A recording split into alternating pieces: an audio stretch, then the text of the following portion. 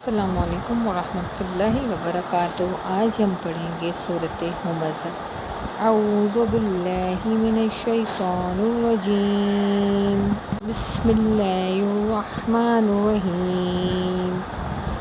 Well لکل ہمزۃ لمزہ الذی جمع مالا وعددہ یحسب ان مالہ اخلدہ کلا لا ينبذن في الحطمہ وما أدراک ما الحطمہ نار اللہ الموقدہ التي تطلع على الأفئدة إنها عليهم مؤصدة في أمد ممددة۔